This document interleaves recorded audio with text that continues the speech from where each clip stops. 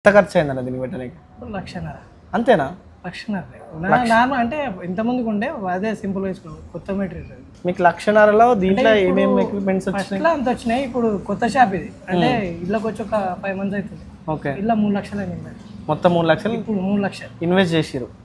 Okay. నాకు ఇదంతా పెట్టినాటికి 8 lakhs నుంచి 10 lakhs దాకా. 8 lakhs.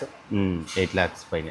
ఇప్పుడు ఇనిషియల్గా స్టార్టింగ్ మీ చిన్న స్టార్ట్ చేయాలన్నా మినిమం 2 lakhs పైన అవుతుంది. మినిమం 2 lakhs ఉంటే మనం ఫాస్ట్ ఫుడ్ సెంటర్ బిజినెస్ పెట్టుకోవచ్చు. ఎంత ఇన్వెస్ట్ చేసిరు స్టార్టింగ్లో? 3 lakhs చేసిన.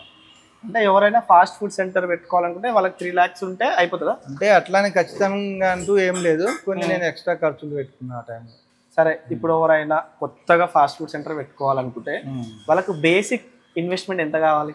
2 lakhs వరకు కావాల్సింది. ఒక 2 lakhs ఉంటే 2 lakhs ఖచ్చితంగా కావాలి. ఎందుకంటే రెంట్ ఉంటుంది, అడ్వాన్స్ ఉంటాయి, ఇవన్నీ ఉంటాయి కాబట్టి ఫర్నిచర్ ఉంటుంది. ఖచ్చితంగా 2 lakhs కావాల్సిందే. ఒక 2 లక్షలు ఉంటే వాళ్ళు ఈజీగా ఫాస్ట్ ఫుడ్ సెంటర్ పెట్టుకోవచ్చు. ఇలాంటి లొకేషన్ చూసుకోవాలి అండ్ ఎట్లాంటి ప్లేసెస్ లో పెడితే వాళ్ళకి మంచి బిజినెస్ అవుతుంది. అంటే పబ్లిక్ ప్లేసెస్, బస్ స్టాప్లలో, హాస్టల్స్, కాలేజీలు అలాంటి ప్లేస్లలో అయితే ఫాస్ట్ ఫుడ్ అనేది వర్కౌట్ అవుతుంది.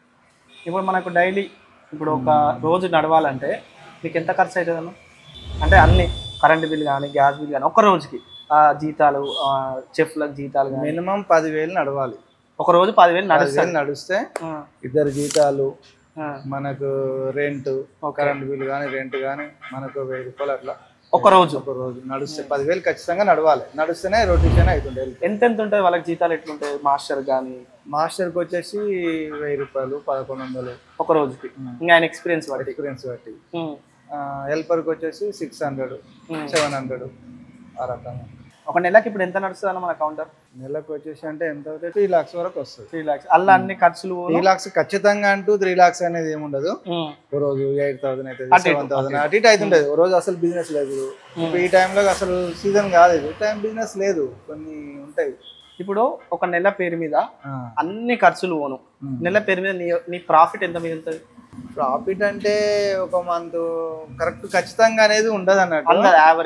యావరేజ్గా అంటే ఉంటుంది 30 వరకు వస్తుంది. 30. ఓకే. ఒక్క రోజు ఖర్చు నాకు ఒక 4 నుంచి 5,000 అయిపోతుంది. 4 to 5,000 ఒక రోజుకి. మాస్టర్ అయితే ఏంటి, ఎవ్రీథింగ్ దాంట్లో including current bill, gas bill, everything. అంటే 4 to 5,000 ఉంటేనే బిజినెస్ నడుస్తుంది ఆ రోజు. ప్రజెంట్ అయితే నేను ఇనిషియల్ స్టేజే కాబట్టి కొద్దిగా నా చేతియే పడుతుంది. ఓకే. ఇంకా పొంగ బిజినెస్ పికప్ అయ్యే కొందే చూడాలి ఇంకా.